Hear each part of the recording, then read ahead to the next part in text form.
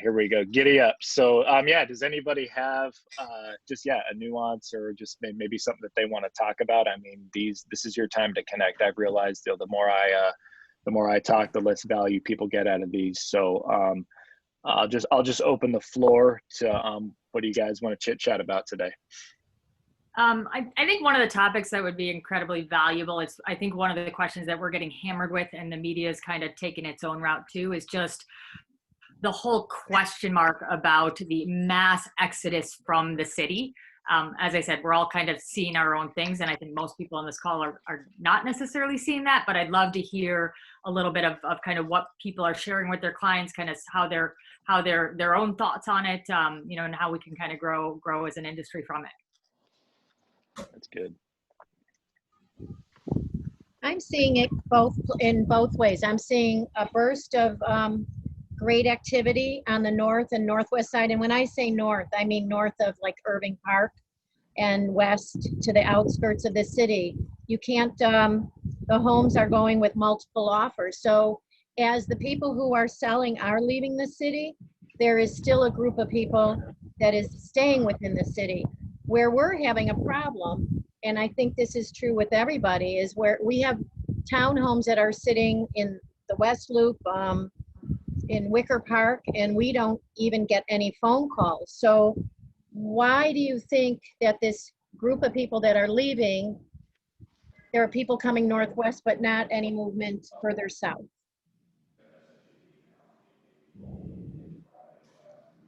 I mean, I'm happy to jump in on that. What I've been seeing is very interesting. I think that we're dealing with so many different segments right now, so many different pieces of impact. I think some of it's related to COVID, and I think that's really caused people to re-examine their housing needs. But obviously, we've got a lot of civil unrest in our city. And then I don't think any of us had any idea of what was going to happen with regards to summertime in Chicago, which is usually a really sleepy time for us. I think a lot of us thought we were going to have this huge deferred spring market, which activity's definitely been up. But I also think, especially in the last 2 weeks, we've noticed our showings down, especially on weekends, in which people are kind of taking those last minute vacations, going to Michigan, doing those things, getting out of town, knowing that we've got a long ride ahead. But I think people are really re-examining their housing needs. I do think that some people are getting caught up that they think the market is so hot. I think that the market's very strong, but I don't think it's resulting in a huge push of valuations. I mean, I almost say the opposite. I tell my clients that, in my opinion, the win for real estate in this is that we're going through a major world pandemic and we're not losing value. Like, it's not necessarily that just because the market's busy or all of a sudden we're supporting these outrageous price points. But I do think a lot of people are starting to say, okay, single family homes, where can I get in them? How do I get out of the high rise full amenity buildings? Because those are the things that are, and I think that's where a lot of the question marks come with the city, is just saying, it's not necessarily that the city's seeing a mass exodus, it's that type of housing, which is most common in the city, is a little less desirable to people right now. At least that's what I'm seeing. I'm with you, Amanda. And at the end of the day, this will pass like everything else, right? But when you look at the actual data, our typical spring market is 5 months, right? And it was condensed into 2.5 months due to stay-at-home orders and things like that. So when you hear the market going crazy, it's like, hey, we had the same sort of demand, but we condensed it into 2.5 months, right? I am seeing, like what Barbara was saying, was I am seeing a lot of the vertical market, right, being hit as far as condos are concerned, right? But at the end of the day, yes, it could be living needs, right? It could be people need more space. It could be people feel more safer, as to Barbara's point, being in the in the suburb, and in the kind of like a more neighborhood or the suburbs, right? But at the end of the day, this will pass, right? And it will come back at one point in time. So I just tell people, like, listen, we had huge demand of 5 months of demand, kind of concentrated into 2.5 months. So our August, historically, everyone on this screen knows, it's a slow month, right? And people are doing their things before they're getting ready to go back to school and some sort of normalcy. So, does anybody think the election is causing a slowdown? It normally has historically caused a huge slowdown.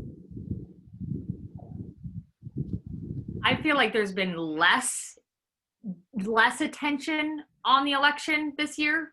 than we would typically expect, just because we've been distracted so many other places. But I do think the closer we get, the uglier it's going to get. And I do think that we'll start to see, but I think it's been much more delayed than, I mean, at the beginning of the year, I kind of said, yeah, get your house on quickly. I think as we get to mid-year, it's going to start feeling tough. I don't feel like we're seeing quite that, but I do think we're going to see a lot of things ramped up in the next month or two.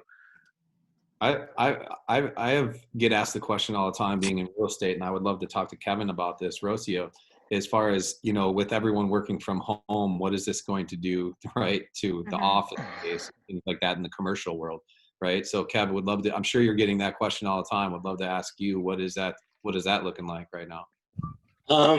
Well, it's interesting because you're going to see an exodus and a resizing of office space, because as it's proven so far this year, working from home is not all that bad, you know, and it's much more, and it's actually, the efficiencies are kind of better. You know, there's this thing to be said about interacting with your colleagues, but just like we're doing here, we don't necessarily need to, you know, touch and hug like we normally do, but, you know, I think Zoom is going to be more the norm than the exception as we move forward. And especially down, you know, downtown is the downtown business district. That's going to be an interesting one. That's the one that's, you know, because there's a lot of buildings that are still under construction with anticipated leases, you know, and yet you have companies like Pinterest paying, you know, almost $1 billion just to get out of a lease. Yeah. Yeah, because they're looking at their P&L, right, and saying, "Wait, we're just profitable with people working at home." So. Right. So I guess my thing on that is, what does it look like 8 months from now if this virus is stabilized and things kind of go back to a normalcy? What does Michigan Avenue look like on a Saturday? What does, you know, the Loop look like midday on a Wednesday? Is it kind of back to that robust, fast-paced kind of, you know, high activity, or is it a little bit droned down a little bit? I think it's gonna be scaled down, you know, and I think, and I wrote something today, which I was at a restaurant last night in Elmhurst, you know, and I was just watching downtown Elmhurst and how vibrant it is, you know, and I'll say this just to, you know, because we're amongst friends here, you know, downtown, it's scary to be out on the street after 5 p.m. And I don't care if it's Lincoln Park, if it's the Gold Coast, if it's Streeterville, it's just, you know, you're looking over your shoulder. And I think until we get that stigma away, even if the pandemic, even if COVID is cured, I don't think people are going to make a mad rush back, because we still have that underlying issue, you know, which, you know, for example, I moved back to Naperville. I left Streeterville just because I didn't feel safe anymore. You know, and I'm figuring if I'm spending that kind of money, I should feel comfortable in my own neighborhood, and I should move away. Now, you know, true disclosure, I am moving back to Old Town at the end of the month, but I took the penthouse in a building just so I wouldn't have to deal with people, where I get private entrance, private garage, everything. So, and I think you know, those that can will figure out a way, but, you know, I don't anticipate hanging out. You know, like I joke with people now when they want to have a meeting. I say lunch meeting. I say, meet me at Gibson Italia, and they go, "Why do you always go to Gibson Italia?" I said, "Because it's off the street." Outside. And that's just, you know, and I think a lot of people feel that same way. Keith and Christin. Keith, you work with buyers primarily. What do you see is happening with the buyer pool? And then Christin, with the loans, are you taking a lot of loan applications? I'll start. I mean, I work with a lot of buyers also taking listings. I think one thing on the listing side, which I've found to be interesting, is people just accelerating that 5-year plan. I've had quite a few people over the last month reach out that I sold, you know, middle tier homes to, that were 5-year plans, grow out of them and kind of move out to the suburbs or get some more space in like an Irving Park. And those plans are just kind of condensing to 2 years, and they're kind of accelerating what their plans were because of the work from home. But much like everyone else has talked about, I've seen a lot of buyer activity in the spaces where you have a yard, where you have walkability to parks, and in like the Irving Parks, where, you know, it's probably not my primary area, but I've been more active in those areas, and where you can get some more yard space and just good walkability and kind of that neighborhood feel. So, and less in like the River Norths and stuff like that. So, but those outskirt areas, there's no doubt that I haven't seen much of a slowdown in those areas. You know, West Town's been stable, Humboldt Park, up through Palmer Square into Logan. I think those areas have just been consistent. So yeah. Kristen, what about you with the loans? What I've seen over the last couple of months especially is a few main trends. The first being that a lot of clients have come back to me for a loan on a secondary residence, Lake Geneva, New Buffalo, Michigan, Florida, Arizona, California, and they're not necessarily leaving Chicago. They're just utilizing the ability to work remote so that they have a second option, whether that's to get out of the city and spend time at the lake with their family, or even to have a place, maybe they have a place downtown Chicago and they've bought something in, Barrington, Glenview, just so that they do have that suburban option, because I think a lot of people aren't ready to fully say goodbye to the city that we all love so much. I'm, in Naples, Florida right now. I've been here for several months because my condo's in the Gold Coast, and same thing. I'm just a little worried about coming back. So I think with the loans in general, a lot of secondary residences in other locations, but not necessarily where people are selling their existing Chicago home at the same time. I think that's been a big trend. So are you guys seeing, as far as like the high-rise business goes, because frankly, that's where we're struggling a bit as far as, you do the proposals, you kind of give people pricing, and then they're kind of, trying to decide, how long is it going to take them really to sell in a high-rise or in River North or some of these areas. Like, what are you advising them to do? Are you just asking them to sit tight? Are they, I know a lot of buildings have restrictions, so you can't necessarily do rentals. So what are you kind of seeing? I just need to delve more into this high-rise issue.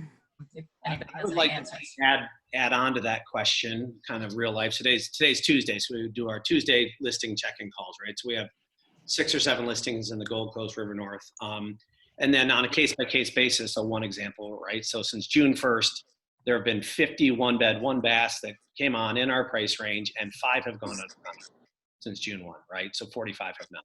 So, you've always got pricing and different things you can do, but what is your answer when it's just a demand problem?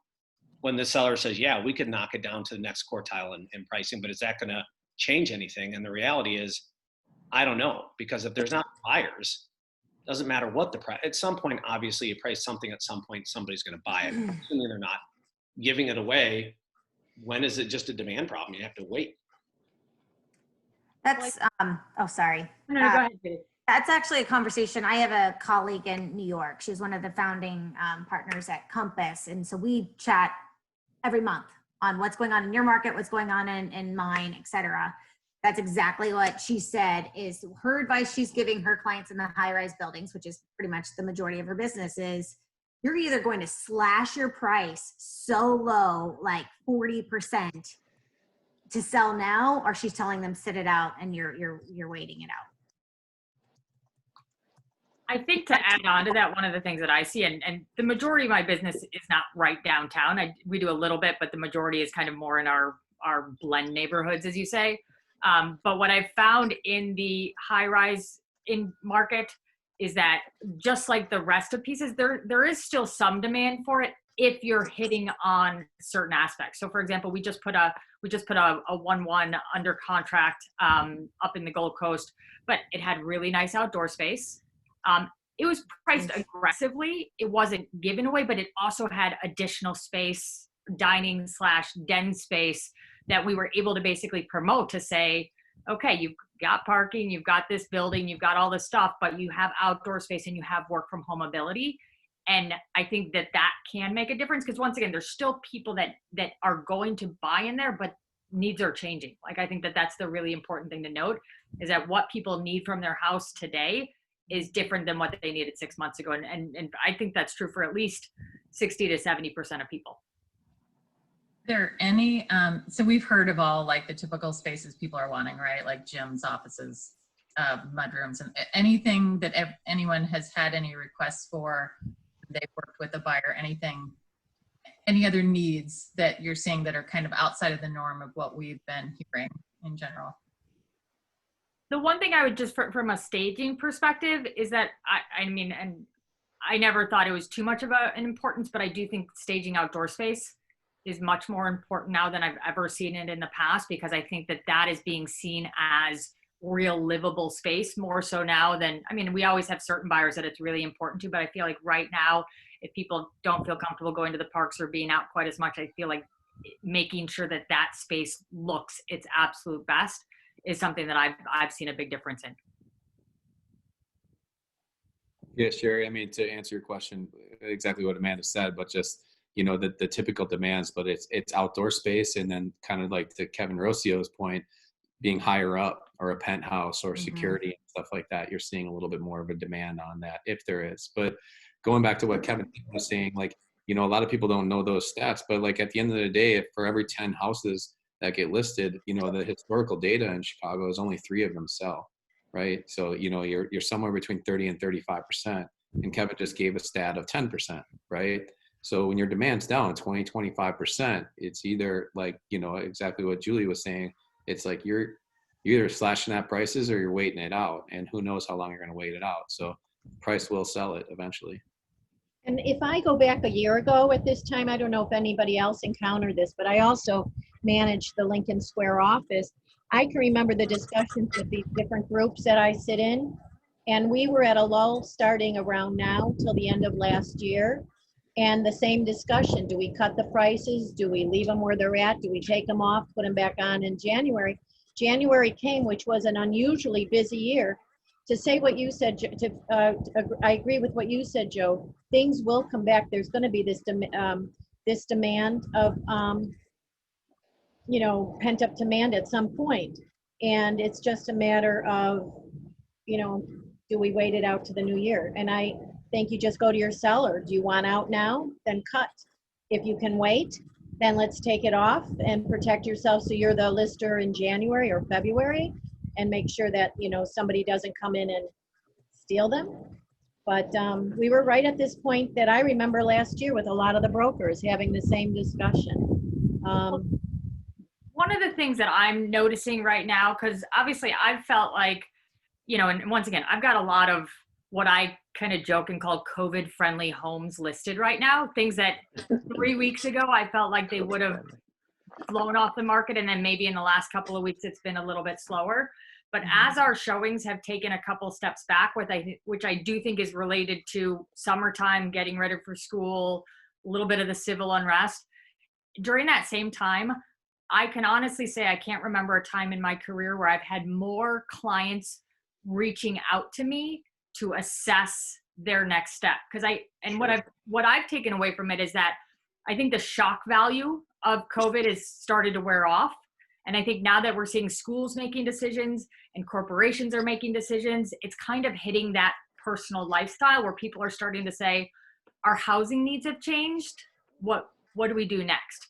And so over the last 10 to 14 days in which our showings have been a little bit down, I honestly feel like I've never had so many reassessment calls to say, I now need a place to virtually school the kids. I now need a place we're both working from home. So I feel like people have reached this point in which they're really reassessing. And I actually think we're going to have I think we're going to see a good amount of inventory start popping in, throughout the market this fall because of that. I'd be curious to kind of see what other people are feeling with that. I agree with you. A lot of the conversations I'm having with people is, you know, now that this whole COVID thing has kind of become the norm, right? So many people have cut expenses, right? And they didn't lose their jobs, right? And all of a sudden they're living for less. So I'm having a lot of conversations with, now's the time to build wealth, right? You know, like at the end of the day, if you want to build wealth, go out there and buy a building, right? Go out there and buy a single family home in a good school district that there's a demand for, because people will rent it for a good amount of money. There's a lot of people and the generation, you know, above us here that are like, hey, I'm done with Chicagoland area. But I want to stay here for 5 more years. So I'm renting. Those people will pay $4,000 or $5,000 a month. So at the end of the day, that's a huge opportunity. The silver lining is there's a huge opportunity for people to build some major wealth right now. You know, from our perspective, you know, we do probably close to 600 deals a year. So I see a lot of people coming in and out of the city. And for as many clients that I have that are moving out to the suburbs, I have the younger, you know, I had actually, I worked with the grandparents and the parents, and now I have the kid moving back into the city, buying a place because he has been living at home and prices are down and they are coming back. So for as many as that I see are going out, I'm seeing a lot coming back in as well.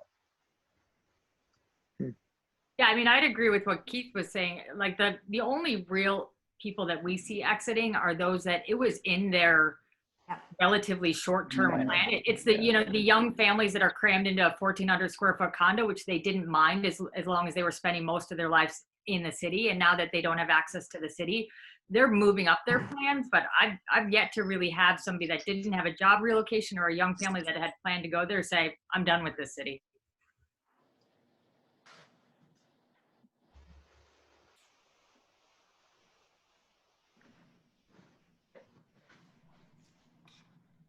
Keith, your age group, right? You're the young buck here on this. Like, are you seeing what is the mindset of the younger buyer? Like right now, will they buy a condo? Well, you know, I have friends that are getting into the buying space, and you know, if their plans were that of a year or 2 years ago to, okay, I want to buy a home the next 3 years, they're sticking with that plan. I've had a couple friends that kind of discussed and talked a little bit about the rental market. I mean, look at how many rentals are around us, just walking around, even like the West Loop. I live very close to here. I talked to one person that was looking for rentals, and they're just throwing 3 months of rent here and there. And they're like, this isn't so bad. I mean, I got a good opportunity to get in a place, get 2 months free of rent, and, you know, rent cheaper than I have been the last couple of years.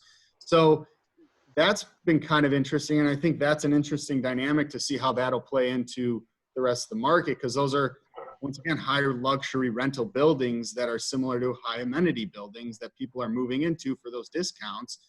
I don't know if there will be a correlation into where's the housing market, or how does that play into effect on the sales market, but I've definitely seen that with a few just in my immediate group of friends where they're just getting very attractive rental in high amenity buildings that, you know, they're like, this isn't so bad, you know, maybe pushing off the plans. So that's been kind of interesting, but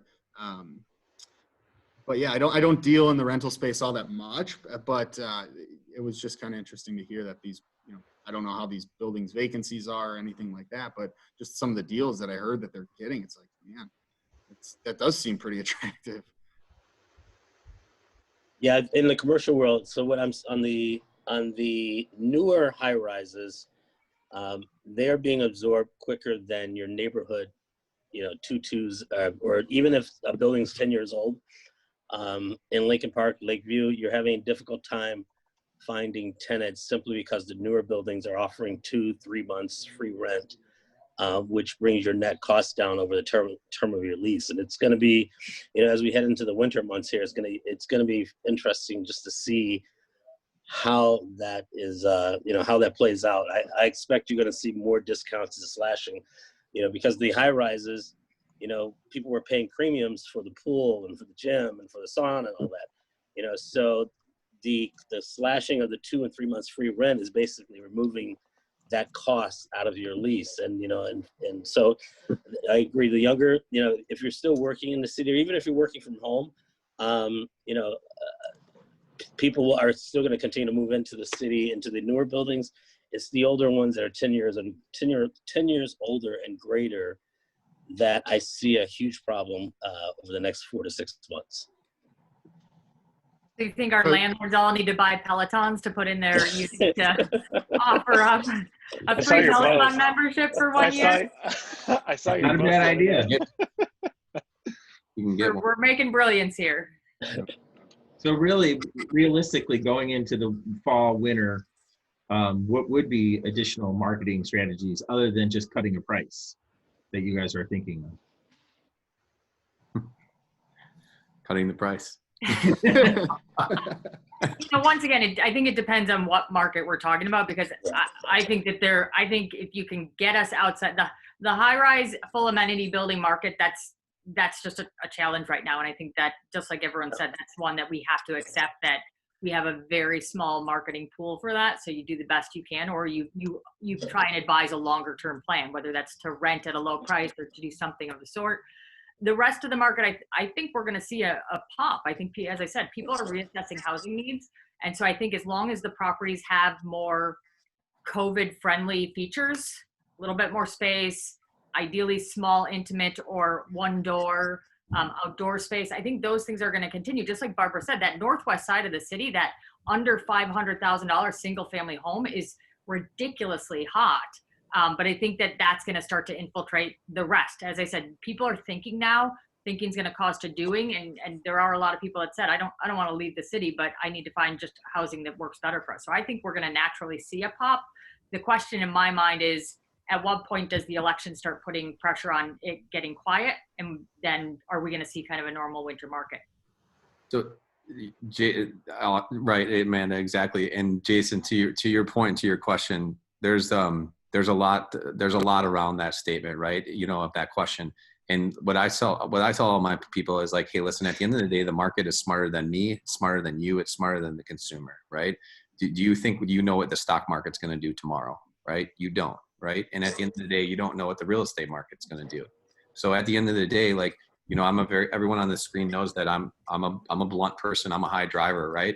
So when somebody says, well, what are you going to do marketing wise? I always ask them, I say, so wait a minute, you want me to tell more people that we're overpriced?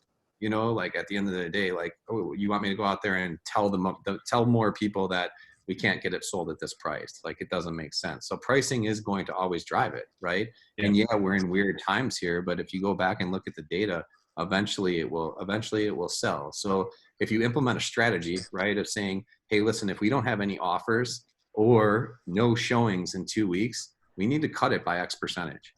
And then we need to do it another 2 weeks. And we really need to find where the market is, if you really want to sell your home. And if they're not into that strategy, to like Barbara's point and Amanda's point, then we'll wait for the spring and see what happens. Joe, you brought up a point, and it's something that I use on all my listings on the presentations. I tried to set the expectations that were very much like the stock market, whereas 5 years ago, we didn't have to say that. We didn't know, we were starting to go up. But we've seen enough of these now in a short period of time that you got to catch the rise when it's on the rise, and when it's on the down, either cut your losses or take your property off the market. But I compare everything to the stock market now. I don't care where the house is. The northwest side is hot right now. In a year, it might not be the hot spot.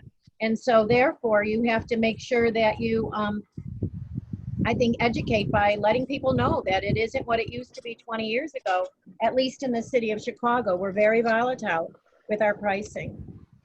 I think one of the bigger things is this is we've seen it kind of a sharp turn on the areas like River North and Streeterville, where 12 months ago, maybe it wasn't so bad. And they still have those comps in their mind. And well, this floor, and it has been such a change over the last 12 months. And I think that's a tough pill for a lot of people to swallow, that it was such a change in everyone's needs and environment that it was kind of a fast turn on the comps, because that's really in those markets. I feel like that's ages ago, which is tough for some people. Well, I think that's even true. Take yourself out of River North and Streeterville and downtown. We're even seeing, it feels like there was a premium at the end of the stay-at-home order. So kind of May and June, that premium of when there was very, very little supply, and then when we had so much pent-up demand, and when they first started to let people out, prices that we were able to get there, we haven't been able to replicate, even with good showings, even with multiple bids. So, even just being super hyper local, just like everyone else is saying, this market, there's like so many of our markets, is so price specific. Do any of you tell your clients when they're in a bidding war not to be in the bidding war? Yes. That they're overpaying? I think that's a discussion. I'd like to hear what people say to clients. Well, I can just say on the commercial side, when I'm dealing with multifamily and 2 to 4 units, you know, I always say this is not the last transaction. Don't get caught up in the hype, because before you know it, you're overpaying for something which you shouldn't have. And you know, and I stay true to that rule, you know, because my attitude always is I don't need the deal to close, but it has to close that makes sense for the buyer. I think I mean, I always try and suggest from 2 different angles. I said, first and foremost, I agree. I use the line all the time. If somebody's going to throw a Hail Mary, we're going to let them. That's not our game to play. But on the same token, I also have to advise that if something sells for a premium and we know that there's X amount of people that are looking for something like that, that is starting to set the new norm. So I do believe that it's worthwhile to be smart, creative, and try and win it if we can. And that might cause a bit of a premium, but not to be ridiculous or stupid, but kind of making sure that they understand. Some people are just like, no, I don't want to be in a multiple bid. And I explain that I'm totally supportive of that, but you also have to understand that if this closes at 600, then the next one that comes out that matches these needs is going to be priced at least at that. Like, so that you're not just waiting, unless you're going to wait till a totally different market, you can be caught up in the same game. It's a balance.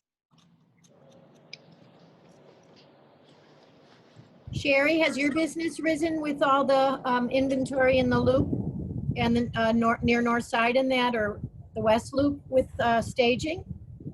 I mean, we have gotten busier, and we're actually very busy right now. August, though, always tends to be busy for us. So the challenge has been like those high-rise properties. You know, we've actually, properties that were on the market even prior to COVID and maybe sat through the stay-at-home orders, we've ended up pulling those without selling. And I've got still a handful now in the probably next month or 2 months are going to decide whether they pull them or not, because, you know, they just aren't selling. And they are saying, I think this is just going to sit for quite a long time. In fact, today I just had someone buy the furniture in the unit right now, because they're like, you know what, this is going to sit for months. You know, what kind of offer can we make? So, but I'm still getting, you know, a lot of stagers, and we did for a while. We stopped staging high rises during COVID because of, well, some buildings were just shut down. And, you know, some of the challenges and the contact that you come in high rises, you know, we were just kind of trying to figure out the best safety protocols for ourselves. But we have opened back up, and we are getting a lot of requests. But like I said, those people are definitely on the fence. They're not a slam dunk. And, you know, I just have had a few realtors asking me what I think about high rises and what we're seeing and having those conversations. So I was glad to kind of hear from everyone else here as far as, you know, what they're seeing. And not to beat a dead horse, the other challenge with high rises, right? You get a $1,200, $1,500, you know, monthly assessment, right? Low interest rates do nothing to help with that. So you could literally buy a place $300,000 more with a normal assessment, right? So interest rates aren't helping that at all. Taxes and assessments, you know, as those things keep going up, financing doesn't matter at all. So just one of the challenges to add to the top of it. Yep. Yeah, when you're paying $1,500 to stay in your, you know, just to stay in your unit. That's literally a $500,000 purchase at 3%. Right, yeah, exactly. More than you could spend. Oh.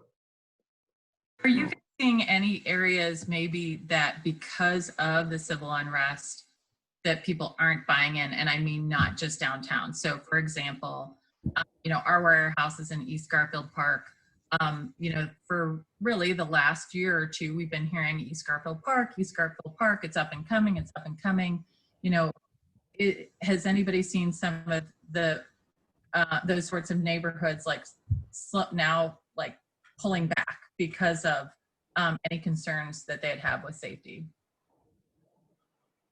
Sure. The one neighborhood that comes to mind for me, just seeing it as a South Loop, for some reason is getting hit a little bit harder, in my opinion. I haven't looked at the data on it, but just I get a lot of questions being like, a lot of agents calling up being like, I can't get rid of this. You know, I'm getting no activity. I actually had a home sale contingency on a townhome that should have sold in, you know, no time, and they priced it aggressively. They had to pull it 3 weeks because they had 0 showings, you know. So the South Loop is one, and I don't know why. Why do you think the South Loop has not caught on?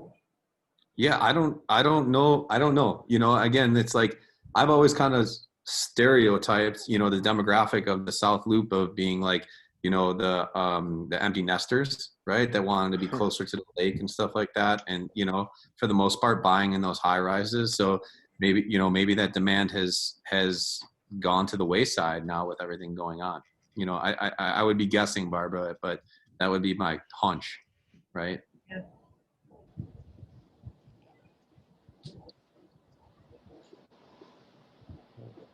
What are we going to talk about? Something positive now? I mean, so I have a rule. If there's like an awkward pause, I seriously sit there and count 10 1,000 in my head, just so you guys know where my head's at. Like I'm fully paying attention, but there's always somebody. That riveting? Yeah. No, there's always somebody who like wants to talk or like doesn't want to speak up, or the hamster's been running for 20 minutes. I don't want to bring something up. So I'm gonna start calling on people if you didn't talk. Like, yeah. Well, Julie brought in the expert, obviously. So she brought in the real estate ringer. Yeah. So that's awesome. Well, I mean, obviously we've all had pretty good years though, right? So far, year to date. Yeah. That's something to talk about. Yeah.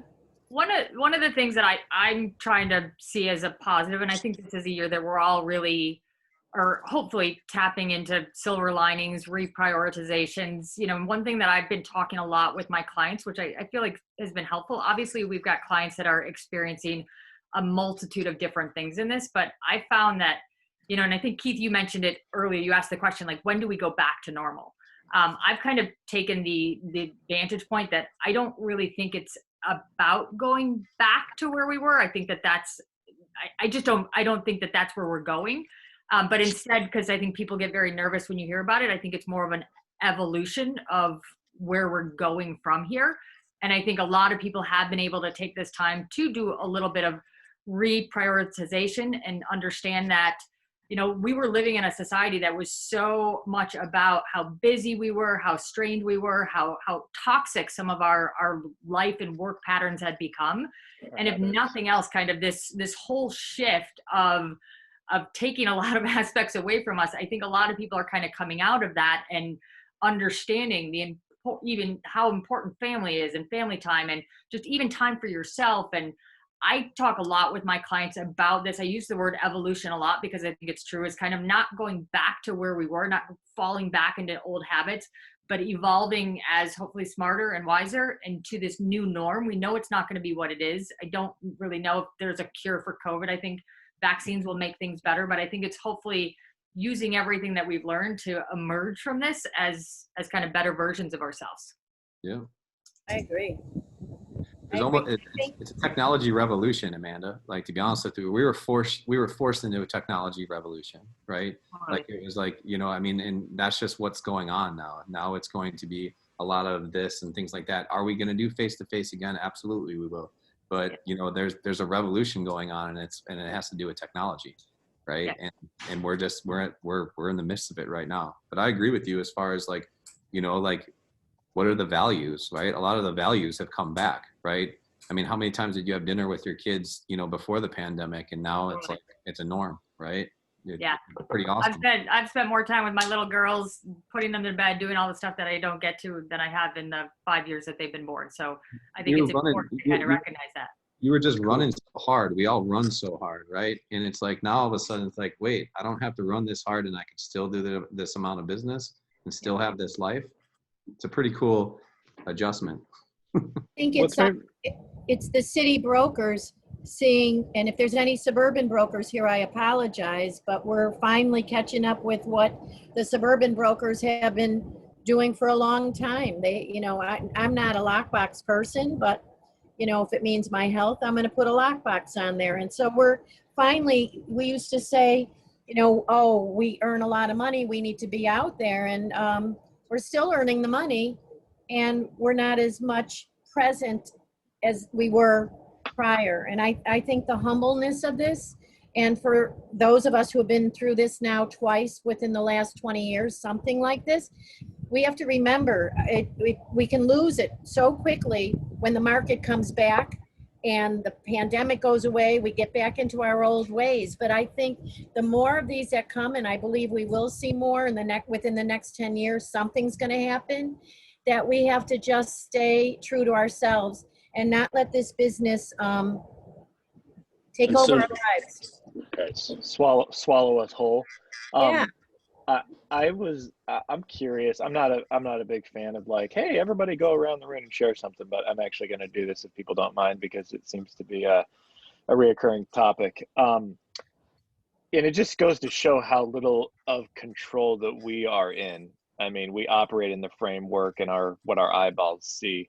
So I would, if everybody's cool with it, if you can say pass, it's fine, but I would like everybody to share maybe something that, like a habit that is not like a business habit, but like a feeding your, I don't know, inner self. I don't know what I'm trying to say.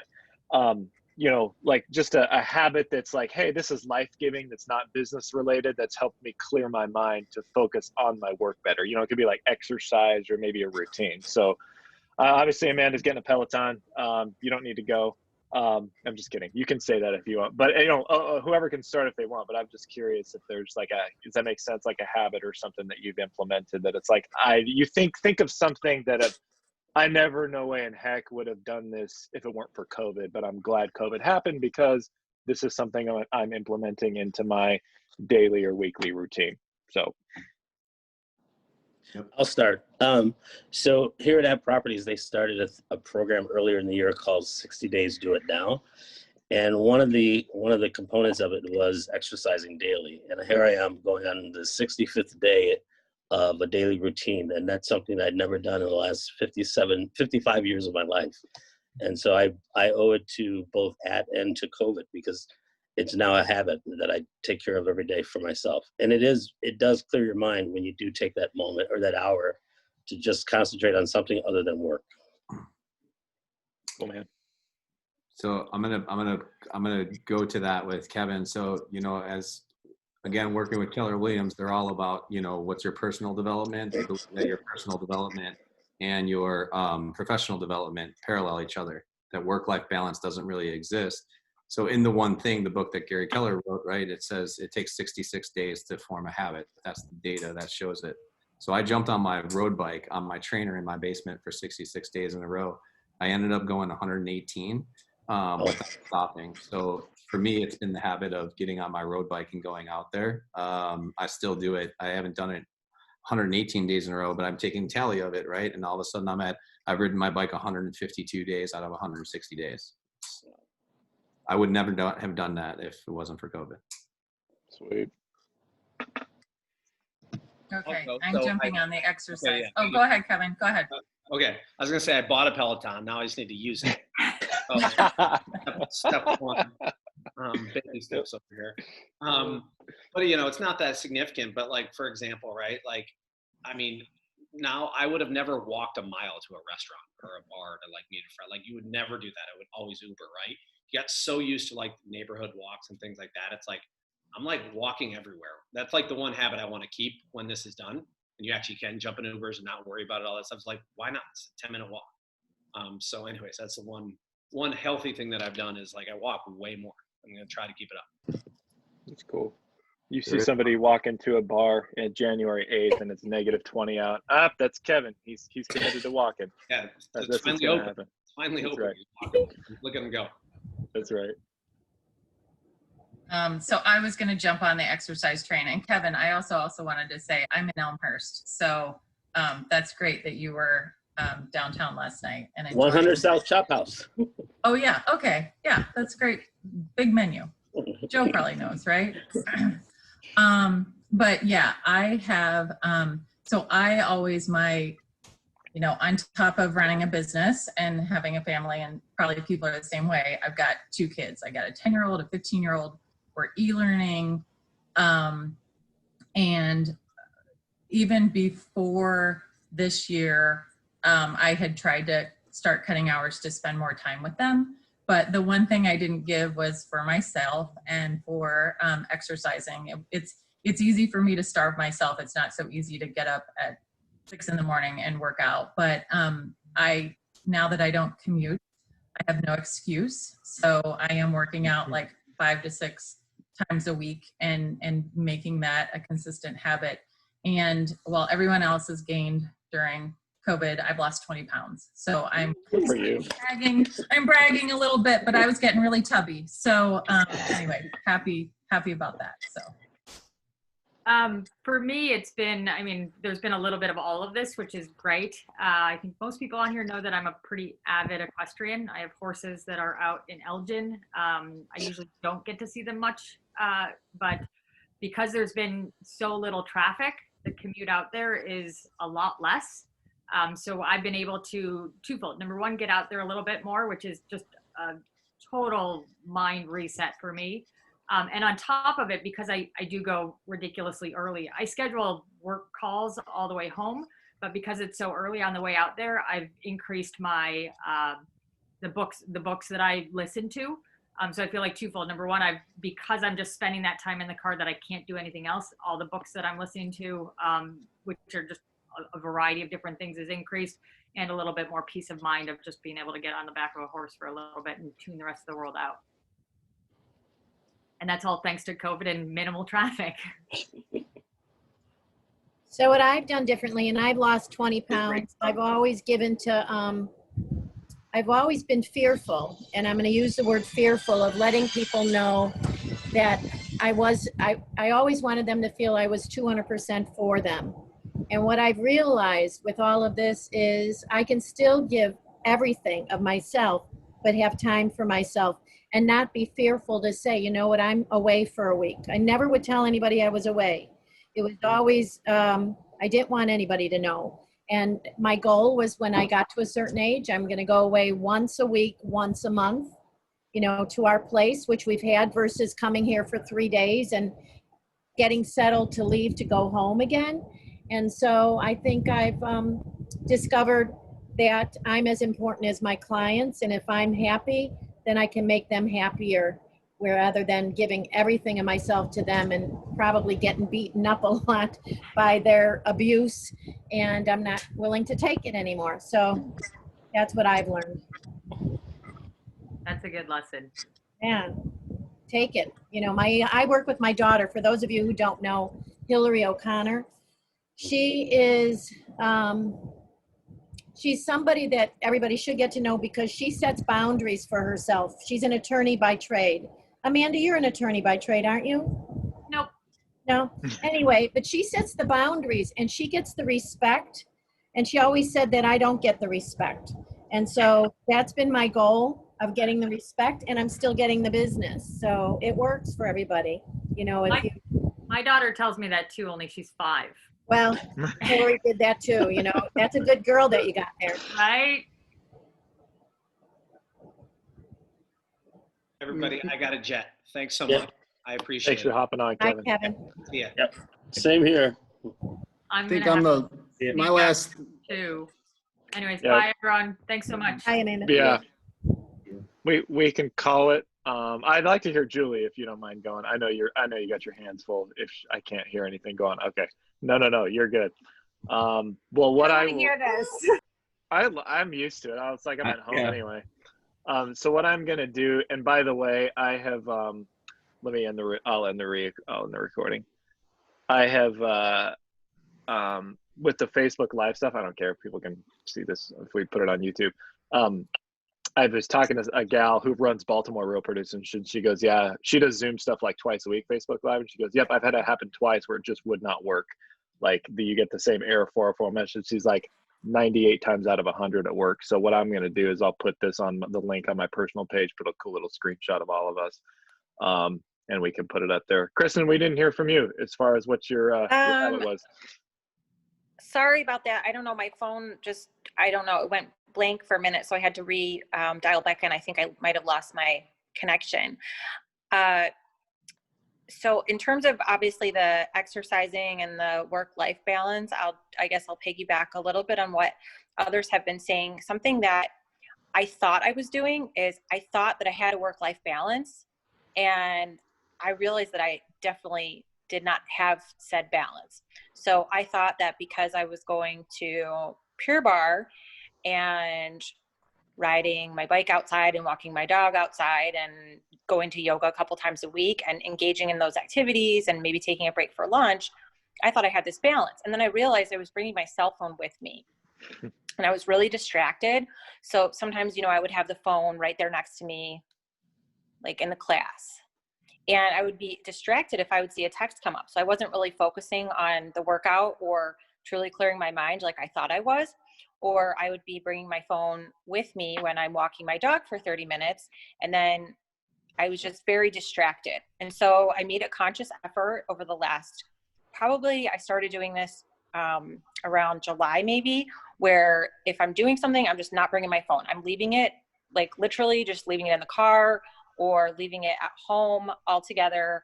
If I'm taking a break to eat lunch, like with my fiance, I'm leaving my phone in another room and we're sitting down at our kitchen table and just making a sandwich and just taking a break for 20 minutes, not shoving a snack in my face, while I'm sending emails and not paying attention. And I think that's made a really big difference. I have a ways to go. I'm not going to say I've perfected this because I'm really attached to the device and to the emails and to clients, but I think I've made some progress towards balance. And I think being at home more has allowed me to do that. That's cool. Thanks for sharing. Anyone? Jason, did you go? I'm trying to get. I jumped on the Peloton bandwagon, but I'm only 3 days in a row. I'm nowhere near Joe there. Hey, check out my guy Christian Vandevelt. He's one of the instructors instructors on there. I just rode my bike to Michigan with him. Oh, nice. Yeah, that's cool. We can wrap. Keith, got anything? Yeah, my thing is just trying. I wish I had a more consistent workout routine, but family Sundays, where I'd just be working through a family Sunday, and I have a niece and a nephew and another niece that actually was last week. Just being able to spend time with family and kind of just leaving the laptop in the car and not kind of working through those and consistently making it to those Sunday dinners. My dad's retired, and it was in that article on The Real Producer, but he's a chef, and we try to get together on Sundays and cook together and just kind of get back to the basics. And that's definitely just kind of freeing myself up for that and, not being so distracted. So. Andy, you should get this group a year from today and see if we're keeping to what we're saying. I mean, I can do this as a joke, but I will be serious about it. I literally will resend the same calendar invite for whatever September 1st, 2021 falls on. And I'm totally cool with doing it, unless it's like on a Saturday or something. What do you guys think? Yeah. Okay. Obviously, if something comes up drastic, but if the timing works out, Barbara, I'm gonna take you literally. Busby might have a couple more kids or something, And, yeah, I'll have 6 kids by then, but whatever. Good for you, Andy. Yep. Yeah. No, I think we're done. But we said that at 2, so whatever. I try not to plan my life, but no, I want to be respectful of everybody's time. Thanks for hanging. Thanks for sharing. I'll get this up on our feed and then just tag everybody in so they can share the link. So I appreciate everybody's time. You know the drill. If you want to get on another one of these, let me know. We can shuffle the deck with different agents and different partners, but September 1st, 2021, we'll do it. I think that's a good idea. So thank you, everybody, for engaging. Thank you. Yeah. Thanks, everyone, for Thanks, being on. Andy. Take care, guys. Thanks, Andy. Bye-bye. Adios. Hasta luego.